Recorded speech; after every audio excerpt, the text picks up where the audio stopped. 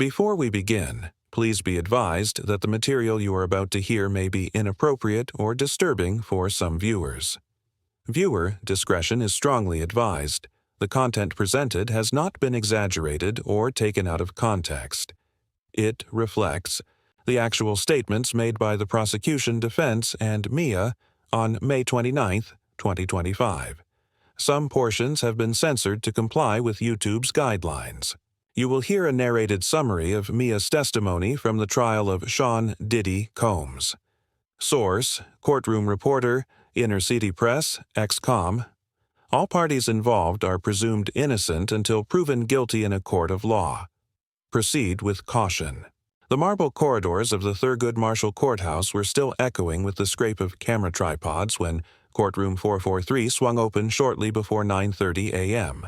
Reporters hurried to the press benches, legal interns clutched yellow pads, and a cluster of spectators, drawn as much by celebrity as by civic duty, clustered behind the brass rail. At the defense table sat Sean Diddy Combs, immaculately tailored in charcoal, fingers interlaced, eyes fixed on the seal above the bench. A criminal indictment charging racketeering, sex-trafficking, and witness intimidation, counts that could cost him the rest of his life, hung invisibly in the air between him and the jury box. Judge Arun Subramanian entered briskly, robes billowing, and asked the courtroom deputy to hold the jury outside for a quick evidentiary matter. That matter proved anything but quick. The government had prepared a large spreadsheet summarizing flights, hotel stays, and Amex charges for a half-dozen women who orbited Combs' empire. The first column was labeled ESCORT in bold sans-serif type. Defense counsel Alexandra Shapiro, or Rose. In the hush, she argued that a single provocative word invited the jury to leap from itinerary to illicit sex without proof. The heading alone poisons the well, Your Honor. Assistant U.S. Attorney Maureen Comey replied that the women's own text messages would corroborate the inference, making the title fair shorthand. For 5 long minutes, the judge weighed First Amendment precision against Rule 403 prejudice, then carved a Solomonic line. The chart stays, the word goes. The government may argue any inference it can back with evidence. Only then did the deputy marshal open the double doors. 12 jurors filed in, each casting a fleeting glance toward Combs before settling into their padded chairs. With the panel seated, a USA Kim Smicer called the prosecution's star witness, a former personal assistant identified publicly only as Mia. She crossed the well in a navy blazer 2 sizes too large for her slight frame, was sworn in, and took a measured breath that carried all the way to the last row. Smicer began gently, asking Mia to orient the jury, her hiring in 2009, her official title, assistant, though she said the job became concierge, fixer, nanny, and confessor rolled into one, and the unspoken rule that when Puff wanted something, everyone moved. The prosecutor then directed her to a WhatsApp thread from October 2015 when Mia was in Johannesburg shepherding singer Cassie Ventura on a film set. On a projection screen, the blue and gray bubbles glowed like relics. "PD wants to talk to you," wrote Christina Coram, Combs's chief of staff. Mia's responses grew shorter, more frantic, until they ceased entirely. "Why didn't you answer?" Smicer asked. Mia's voice faltered, recovered. "Because 15 minutes earlier he called me, fired me, ordered me home, and—" She paused, eyes flicking to the jury. "Threatened to kill me if I disobeyed." A ripple passed through the gallery. Combs did not move. Smicer let the words hang, then slid the next exhibit onto the elbow-high monitor. And so, before mid-morning coffee, the trial had traveled from a fight over a single incendiary label to a witness recounting life-or-death threats at the center of the government's case. The court stenographer's keys clattered on. The jurors leaned forward, and Chapter 1, the prologue of what promised to be a marathon battle over truth, power, and memory, drew to a close.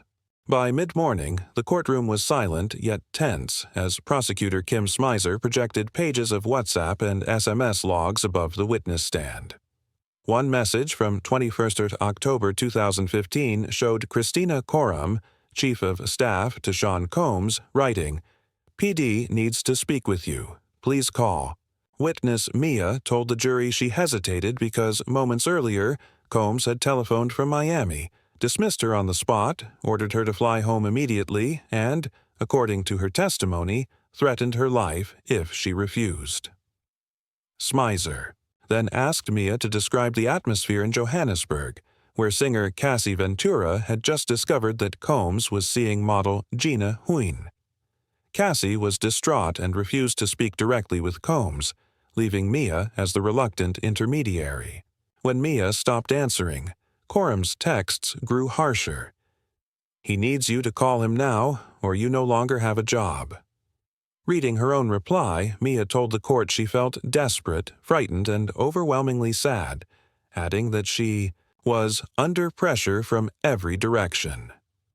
Broadening the focus, Smizer invited Mia to explain day-to-day life inside the Bad Boy organization from 2009 to 2017. Mia spoke of 100-hour work weeks, sudden redeployments, and a culture that could shift from family-style warmth to sudden anger without warning. She recalled being scolded for counting money too slowly, a moment the jury would later hear captured in an agitated voicemail. The prosecutor next addressed an alleged poolside incident in which, Mia testified, Combs physically assaulted her, then pushed her into the water while laughing. Photographs of bruising on her arm and an email she sent to a therapist that same week were admitted over defense objections. Just before lunch, the evidence turned to travel receipts and hotel ledgers, tiny lines of print linking airline tickets, luxury suites, and corporate credit card charges. Jurors leaned forward to read. Combs took notes beside attorney Alexandra Shapiro. Judge Arun Subramanian called a recess at noon, reminding the panel that evidence is a puzzle. Pieces arrive in stages. When court resumed, Smizer announced she was 2 exhibits from finishing her direct examination. The defense gathered, thick binders in preparation for what promised to be a rigorous cross-examination, but time expired at 4 o'clock and the judge dismissed the jurors for the weekend.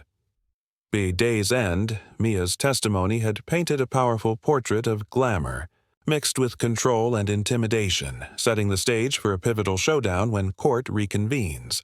Court reconvened after lunch exactly where Chapter 2 left off, 2 exhibits short of the finish line. Prosecutor Kim Smizer used those minutes to lock in travel ledgers that traced Mia's route from Johannesburg to New York 2 days after the disputed phone call. The entries showed a last-minute business-class ticket charged to a Bad Boy corporate card and a same-night hotel bill at the Londoner in Midtown.